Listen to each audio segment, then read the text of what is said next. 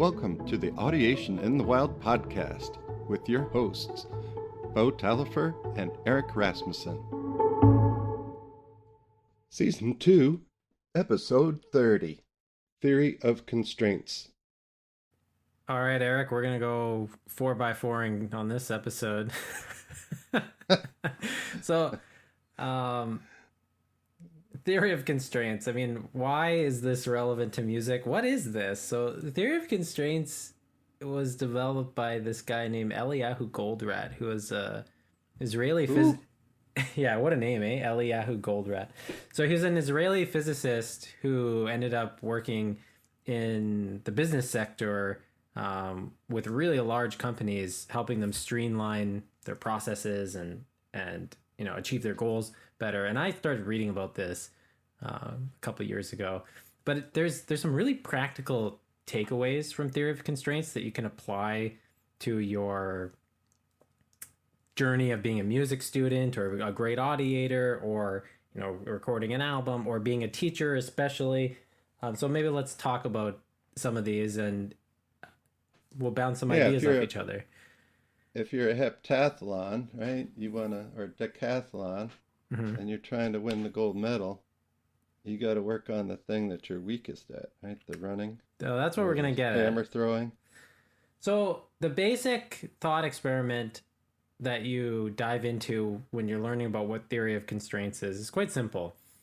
If you're trying to achieve a goal, you have all these things that have to be in place. So let's take a factory, for example. Let's pretend that there are 5 stations in a factory, and each station can only produce so many units per hour. So one station can produce 5 units an hour, and then that station hands off to another one. The next one might only be able to do 2 units an hour. Next one, 6 units an hour. Now, the way that most people manage their businesses and projects is they try to optimize everything. They say, well, I'll just make all the machines as efficient as possible, and that'll give me the best throughput or the best, ability to create products. And we even do this with our own music practice. We say, okay, I'm going to do 5 minutes of scales, 5 minutes of arpeggios, then I'll do some ear training, then I'll work on technique, then I'll work on my meter. We have this very compartmentalized view of practice often, and we kind of think, well, if I just do all these things, the album will sound better, or the performance will sound better, or whatever will sound better. But what Goldratt points out is that there's a limitation on how much time and resources you have, and really what's going to create the most benefit in terms of the finished product is taking care of what's preventing the whole system from operating at its potential. And there's one chain in that link, the weakest link. There's one chain that's preventing everything else from operating at its capacity. So instead of trying to take a global, he calls it local optima approach. So instead of trying to locally optimize everything, figure out what's preventing the whole system from working at its potential. So you're trying to find the leverage point where if I solved what problem and put energy into solving one problem instead of solving 15 problems, what's going to give me the most return on my investment? And anyone who knows anything about MLT should be basically just saying, well, obviously this is audiation, right? I mean, I think almost always the case when you're talking about learning music, what's the leverage point? Maybe it's tonal audiation or rhythm audiation, but it's probably one of those. But it could be fingers, it could be some technique thing too, but yeah, for sure. It could be a style thing. It could be like you're playing the rhythm patterns and the tonal patterns better, but you just don't get the phrasing of this style. Which is also an audiation thing. Which is also an audiation thing. But can I point out what makes this so valuable to me right off the bat? It's like when you're good at one thing, that's the thing you get the most joy out of practicing, right? So you keep bolstering the thing you're strong in, right? Because it's the thing you're thrown to, because you get more enjoyment out, because you get more progress in it. But then you are ignoring the things that may be, the challenges that are weakening your performance or weakening the ability that you have to reach the students you're teaching. Totally. You lean on your strong suits, the thing that you're strong in. And there very well might be circumstances where it is worth overplaying things that are easy for you. For example, like playing things repetitively that you're good at is going to give you a boost in self-efficacy. It feels good. So often at the end of my practice sessions and with students, I don't hammer them on brand new stuff. I play stuff they can already do. And I've criticized the MLT community a lot for being rigid about only doing tonal patterns at the start of a lesson. But I mean, let's be clear that doing tonal patterns is infinitely better than not doing, or rhythm patterns, but doing patterns, LSAs, is better than not doing them. But Yeah, only the first 10 minutes of class was yeah, a classic, you know, first posit that Gordon had about you want to catch the kids when their audiation is most fresh. And he saw it weaken quickly, sure, sure. but he didn't take into account all the different trials that maybe other MLT practitioners had when, you know, we just started doing it throughout the lesson. Mm-hmm. And you sprinkle it across. Maybe their audiation isn't quite as fresh from the beginning as it was at the beginning, but there's still plenty of room to use it. So, Sure. So relate that back to the constraint theory. Yeah, so I think if the constraint is kids don't pay attention in your class, I mean, and you're trying to teach them patterns, it might actually be better to teach them the LSA at the start so their ears don't burn out. But if it's a behavioral thing, I mean, it might even be better just to study behavioral management or classroom management. But for example, like if the concern is self-efficacy, if that's demotivating students because they're not achieving in the classroom at a high enough rate, then maybe don't finish the lesson with, you know, ridiculous LSAs that are, super challenging for them. Oh yeah, I do this all the time. I don't think of it in terms of but it's like if you're not able to get some kind of result or do something that will support the result later. Like if I'm having a lot of trouble with the kids with the discipline, and I really want to do these tonal patterns, and that'll strengthen everything, but they're not able to do it, I will back off and just play some songs that'll help me get ready for the next tonalities down the road. Mm-hmm. So that we're just singing and moving instead of sitting there doing patterns when they're not seemingly ready Mm-hmm. for that. So it seems there that I'm working on multiple chain links at the same time. Yeah, and But I'm not. and you kind of have to, you know, no one, Goldrat's not saying shut down your whole factory except this one station. You know, you have to keep the factory alive. So when you're teaching music, you still have to be teaching movement and tonal patterns and repertoire. You have to do all of this, or else, you know, there could be potential consequences. But when you're thinking about the goal of a student, maybe this one student's getting ready for a performance, or maybe there's no performance, they're just like generally becoming, you know, better audiators and musicians. We have to think about what activities give us the most leverage. And there's a tendency to think that optimizing everything is the best use of your time, but optimizing everything, it inherently can create problems with how you use your resources. And classroom time is going to be the probably the most valuable resource for a teacher that only sees students, you know, once a week for half an hour. Right. So I just love this framework because it can really help you with problem solving. And you know, you basically just make a mind map of all the moving parts, and you try to come up with a hypothesis about like, okay, the student's struggling with this piece. What is it actually they're struggling with? Is it a technical problem? Is it an audiation problem? Like, are they trying to learn subdivisions in triple when they don't even have micro and macro beats down in triple? Like, and you can start to see, well, instead of just trying to like make a well-rounded practice session, you know, instead of going for breadth, you go for depth on the thing that's actually blocking the progress. Yeah, for sure.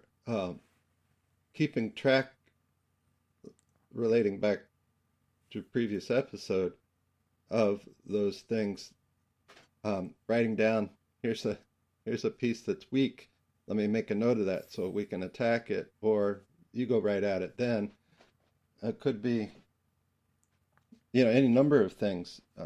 Getting the children to be independent if you're preparing for a, a vocal number, concert piece, and you notice they don't understand the words. The kids, singing in tune, you've worked on the intonation, the style, and all that, but you just don't understand the words. So now that becomes the weakest link. Go back and just talk through the words and have the kids enunciate.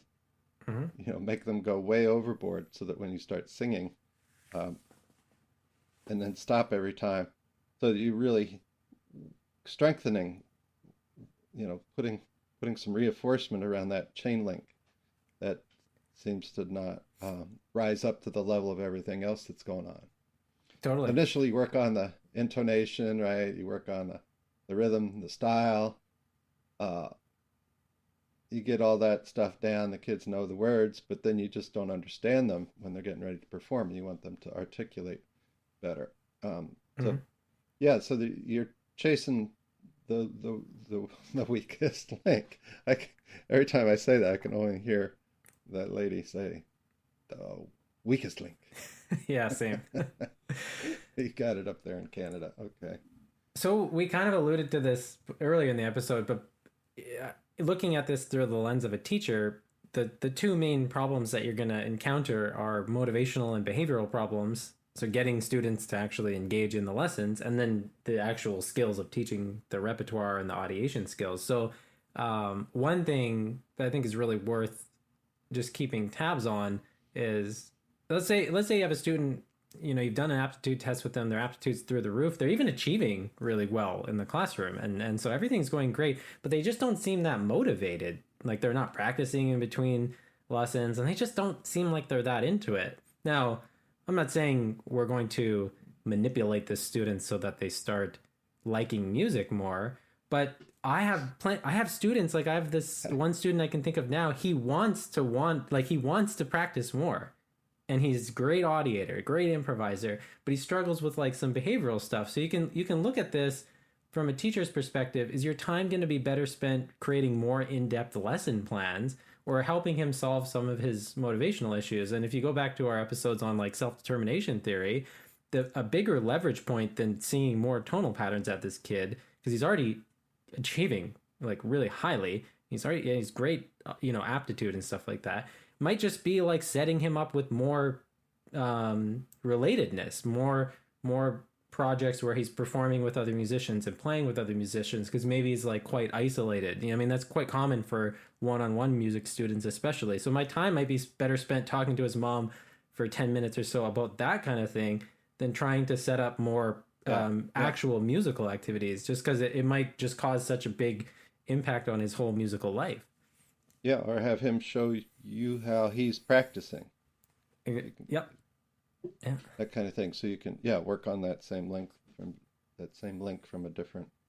Or maybe the link is autonomy. Maybe maybe he's just not into the repertoire I'm choosing. Maybe he wants different repertoire and he wants more autonomy in choosing the repertoire, and so you can, I'm not talking about taking hours out of your day to do this. I'm talking about create a 5-minute mind map. Like, okay, what's the problem with this student right now? Is it behavioral, is it motivational, or is it an actual music learning problem, and what can I put a little extra time into? And you can keep it very simple. You don't have to make crazy charts and make it too complicated, but just think like, what's going to give me the most benefit right now?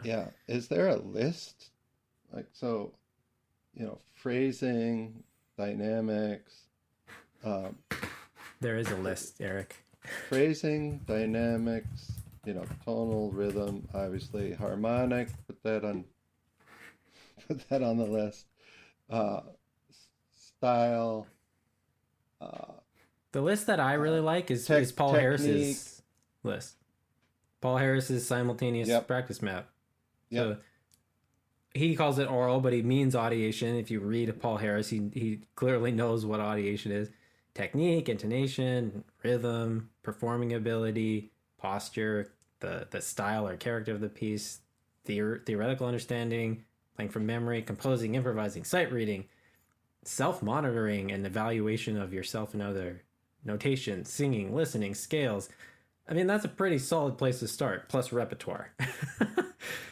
if you get all that, and Eric will put a link to Paul Harris's simultaneous practice map, because having some kind of checklist or some kind of visual aid up in the classroom or in your studio, to reference, it can help. So your lessons don't turn into like just repertoire, tonal patterns, rhythm patterns. There's a lot more that can be covered. But yeah, I think Eric, you're on the money with that. Well, I just think of the things I always go after. And Movement. not always sight. I don't do sight reading or the theory piece as much. What's character? Oh, the character of the piece? Yeah, he places pretty big emphasis on that. But I know Paul does. So that relates to style to me. Where's his style? Yeah, so I He think doesn't have style, so there he is. His style is character. I think style is like a bridge between like how like character and phrasing. They're kind of linked in the way that he's talking about it. But I mean, this is just a launching point. I mean, you use Paul Harris's map to get No, inspiration. that's all there is. He is God. Yeah. All right, I got it. I got it. I've got the link. It's going in the show notes as we speak. Look at that. We're becoming efficient. We're using some of our own material to get better podcasting. The weakest link is what? So let's go through this with a couple different musical goals really quickly. So Okay. so let's say I'm learning a classical guitar piece. How would I address this problem? I mean, the first thing I'm going to figure out is, are my issues basically stemming from some kind of phrasing or articulation style issue? Is it an audiation issue? Am I not audiating a rhythm in the piece or the meter of the piece properly? Is it a tonal thing? Is there like a chord in the piece that I don't audiate well? Or is it a technical instrumental challenge? Or am I having problems getting myself, showing up to the practice room? Recently, I was working on a Bach suite, and I discussed this in an earlier podcast, but I identified the constraint was a technical challenge. And that was what's holding the entire piece back from being completed. And so you just experiment with heavily skewing your practice time to address that challenge, and this is why repetitively playing pieces over and over again is often just a horrible practice strategy, because it's not solving any problems. I mean, if you can already play the piece, play it for enjoyment if you want, but just replaying it over and over again when it's already, in your nervous system, what are you gaining from that? I find it very depressing to do that, because it makes practice feel like you're just going through the motions. But when you feel like you're, grappling with the real challenge, the practice has a different energy to it. It feels like, wow, I'm actually like, making some progress here.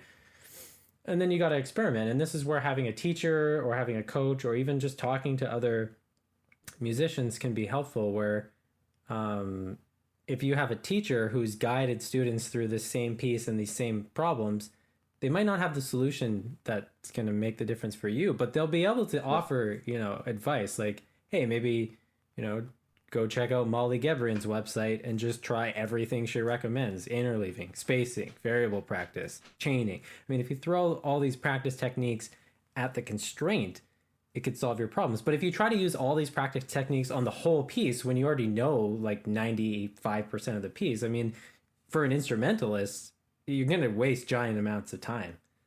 So that's one thing that I've done with my own work, is I just split it into these categories, and I really try to think like, is this a technical challenge, an audiation challenge on some level, a phrasing thing? If it's a behavior thing, there's different strategies. If I'm not showing up to the practice room, I gotta experiment with different things. Can I reward myself for practice? I'm not opposed to that. Or should I be trying to fit smaller blocks of practice into my schedule?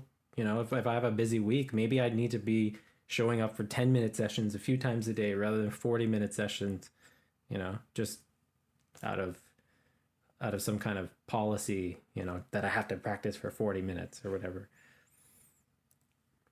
Yeah, for sure. I'm wondering, Eric, Yeah, no, like, you make. oh, go ahead.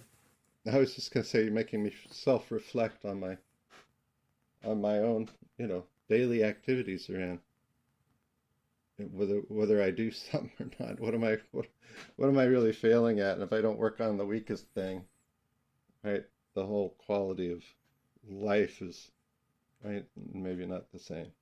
Yeah, and there definitely is benefit to focusing on your strengths. I mean, if you're a world class jazz improviser and you're making a career doing that, I'm not saying stop doing that and start like working on your harpsichord chops, your Baroque harpsichord chops. But even within your strength, there's going to be things that are blocking you from progressing. You know, one thing I'd like to hear about is like Eric, like you have a PhD in music ed. What do you think some of the big constraints that come up for people who are doing a project of like that magnitude, like research projects and finishing a thesis and what do you think some of the constraints for that is? Ah, Because you went through that. yeah, yeah. I mean, for me, overcoming fear, Hmm. overcoming fear of not finishing, it's like that piece of it, and then learning to embrace that because you can't just ignore it. It's heavy. I mean, for me, it was one of the, you know, and I still have the nightmares. Not recently, but I've had, 2 or 3 nightmares of completely not, I haven't finished chapter 3 yet, or I haven't finished this, and my advisor's, getting ready to throw me out, Hmm. or I'm going in and telling I'm not ready. So there's that. The the weakest thing I had was often around um, the second or third draft, because Hmm. there it's just brutal. First, so you're just writing things down and you organize them a little bit. By the time you get to the second or third draft, it's like, I know what I mean. I know what I'm saying. It's down there. I'm basically done. But then you go back or you take it in and you get it under some real magnifying glass of grammar or parallel construction or any number of writing things or being clear, vocabulary choices, all that, and you just realize it's trash, So the and you got constraint to go there back is and is not necessarily anything specific about the research. It's more a psychological thing about being able to take the yeah, frustration of like 4 drafts and getting slapped around in the process. yeah, oh yeah, you got to be able to go in, for the fifth round on a chapter and punch back when you need to, So then if and someone's like, at no, that this is point, then the question is like what can they do that would impact that situation? You know, what kind of support could they seek out or who could they talk to that would help them like when they're in well, that you write your position? fifth draft before you go in instead of just your third. There you go. The reading and the research was fun. I mean, the finding the stuff was difficult at times. Finding the stuff you needed to read because we didn't have Google. Yeah, now people have Chat GPT. I don't know what the universities are going to do. Like, I feel like just the Oh, it's going quality to be of. so much better. Hopefully, it makes everything so much better because they have so much more access to the stuff right away, and you have more. Right? It's not like you're going to use it to write your stuff. No, you're coming up with new thoughts, stuff that hasn't been written before. So Mm, you know how we argue back with Chat GPT. I've done that myself. I encourage people to do this. Go pick a fight with Chat GPT. Just pick a you know I had a fight with Chat GPT about whether somebody Rogers Mr. Rogers' Neighborhood, mm. whether he was a jazz musician or not, and that was fun. I mean, Yeah. so anyway, a side note. It, but using that should give you more points of view, a plethora of ideas and context to come from about whatever your topic is and whatever you're trying. Because PhD better be something that creates some new knowledge, or I don't think it's worth your while. Mm-hmm. You really got to push through some walls. Mm-hmm. And for me, it was always, will I fail? I mean, deep down, I mean, I've done a lot of self-reflection and therapy and classes on ontology and things about what holds me back, back in the day when I was really hungry, and also very apparently, in a place of, uh, you know, guessing about my self-worth. I still have that. I think everybody probably does. Hmm. How much am I really worth, uh, to the world, or to yourself, or to my colleagues, or to my family I or mean, I think friends, that or that whatever. topic deserves its own podcast episode because people often get their self-worth mixed up with like their achievements, and I think that that's profoundly unhelpful. Yeah, I mean, when you say, yeah, I've done my PhD, I'm like, I haven't really kept that up for quite a while. I'm still digging on one stream, swimming upstream really hard on one thing, but it's not like I'm, fully engaged in a practice of the research other than what I'm teaching, which is 20 hours a week or whatever. Not Yeah, 20, sure. but I don't know. We're getting psychological here, but that is me. I've always wondered about how I stand up in the world. How do I, how am I, how do I represent myself in the way that has me be received the way I am? Hmm. And it depends on the person, of course, depends on the community you're talking to, or like that. But these are, I'm applying these theories of constraint to my own personal life and psychology, maybe, the same way you can do that with, particular problem you're encountering Yes. with a lesson. Well, yeah, and I mean, this is one of the claims that Goldratt makes about how systems work. Um, Systems are holistic in the sense. So if you have something going on with your psychology that's preventing you from practice or preventing you from like finishing the work in a big musical project like getting a PhD, there might be more leverage in sorting that out than like doing more research or learning more harmonic patterns or something like that. And I think it's really important for teachers to know from the coaching side of teaching. I mean, a lot of my students are in high school, or I have some young adult students, and I'm not saying you're going to be their psychologist or anything like that, but you need to have some kind of techniques for when they're having behavioral issues around practice. You need to know that this is a behavioral issue. This is not a music learning issue. But if you don't have techniques to offer them, I don't think you can guide them as effectively. And I think a lot of people, when they do proper mentoring with like good university professors or just good teachers, like, and jazz is probably like my favorite example of this, is there's so much mentoring that goes on when you study with someone that's beyond just learning more musical Yeah, content. yeah. It, Well, and I think it's mentoring's such a invaluable. fascinating component too, because we should do an episode on that. Hmm. The value of mentoring is tremendous, to be in constant dialogue with somebody, like I have you, and then I also have a couple other people I lean on, for various reasons, and part of it is the psychology. And I think that's foremost in my thinking, because we had a diversity, equity, and inclusion meeting the other day where we had to really self-reflect on practices, Hmm. that are institute wide about those things. Um, and there's always further west to go. And I'm like, well, I've done enough of this, and I've worked in diverse neighborhoods quite a bit. Hmm. Like, I'm there, I've done this, I'm good. Thank you, I'm good. I've arrived.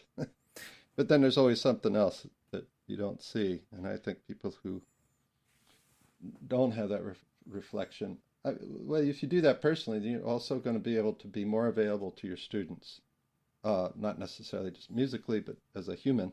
Hmm. And then and these other weak things, whether they, uh, no matter what domain they come up in, are something you can see clearly, because you got your head clear, Exactly. Yeah. and you're more present, and then you can see better what are those links that are less strong, and where to work. And it's nice if you can keep that all balanced, and you go to tackle this link, go to that link, go to this link, and Hmm. but to notice what that is and go after it, boy, that makes the whole chain better. That's the point of the theory of constraints. You want to make this chain as strong as possible. Yeah, and you keep reiterating the process. So once you identify a constraint in a project and you solve it and fix it, for the lack of a better word, it's no longer the constraint. There's going to be something else that is now worth putting your time into. And Goldratt talks about how a lot of people, once they solve some kind of big constraint, they get very excited and then they stop doing the process. They stop, because it might only take a week or like a month to like solve some major problem. Then you can move on to kind of this continual cycle. The other thing he recommends is basically doing this thinking on paper. So basically making something like a cause and effect mind map. That's like, okay, the goal is to finish this musical project in our case, whether it's teaching or recording an album or composing, and then just thinking like these are the things that are going to go into finishing it. Which one is actually going to create like disproportionate leverage if I focus on that? And it sounds like you should be able to do this in your head, and I think for simple problems you can, but for the love of God, do it on paper. I think the first one is starting.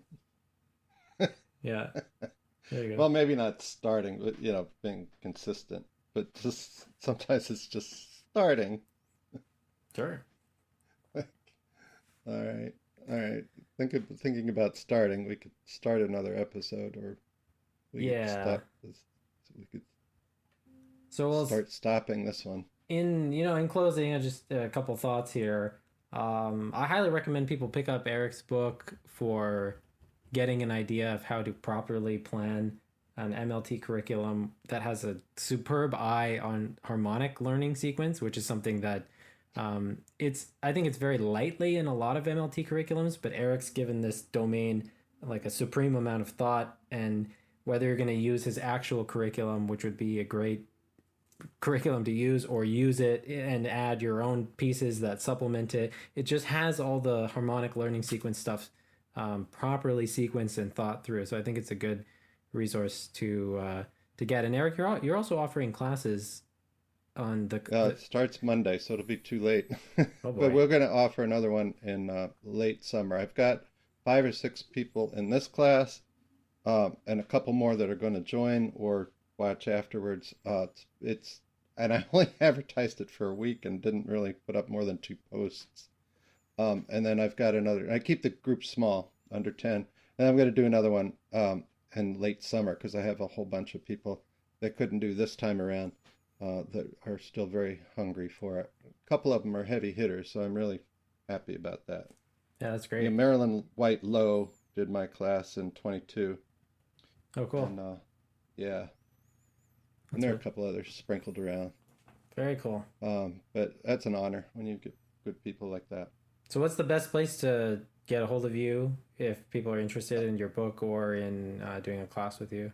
My email is in the show notes always, and your email is in there as well for your lessons and coaching if people want to reach out to you for specifically a guitar, but it could be anything because you've got such a wealth of knowledge around all this. But yeah, the show notes, just email is great. I have harmonic learning sequence videos and all kinds of stuff online, but get in touch with me and I'll throw you what you need depending on what you're interested in. Okay, great. Tackling. Yeah, and I just wanted to mention, in terms of guitar, like I love teaching, guitar, especially with a heavy audiation approach, and audiation approach that is really geared towards learning jazz pieces on the guitar. So if you're interested in that, reach out to me. But also, I've been branching out into this kind of coaching with musicians, because I find a lot of musicians are very self-motivated, and they have projects. You might be in university or finished university, and you have these projects that you want to complete, but you might not actually need someone to help you learn the pieces. But it can be profoundly useful to have someone to bounce ideas off with, and say, like, meeting up once a week or once every 2 weeks and making a plan for like when you're going to finish your projects, and problem solving, like what are the problems with it and how can you solve these problems. And so that's been something I've been very interested in doing because it ties in this psychology stuff that I find is so fascinating, but also I have enough musical knowledge to know if your practice strategies are probably suspicious. Yeah, well, musical knowledge and a whole bunch of other things. You've read 1,000 times more books than I have on a whole bunch of stuff that filters into your philosophy and thoughtfulness about how you put together your support for other musicians, whether they be 5-year-olds or adults. Yeah, so if that's So, something you're interested in, if you have, some kind of musical projects, and it could be like recording an album or doing a performance or composing an album or some kind of building a teaching curriculum. I do offer very much like you would take a weekly lesson with somebody, but it's more of like a coaching session, a strategy session to actually. And I'm very low on fluff. I want to get right down to brass tacks and figure out, how to help you get results that you're looking for.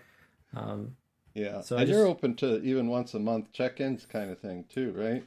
totally. As a full disclosure, in when Eric and I started the podcast, I had been doing coaching with not a musician based kind of coach, but just a normal kind of business coach, personal development coach.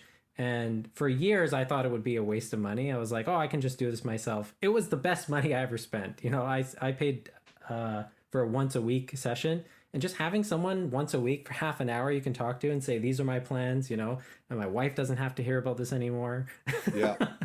It Yeah, was you like, want to talk to somebody, you want to hear somebody outside your own head, because talking to yourself, it's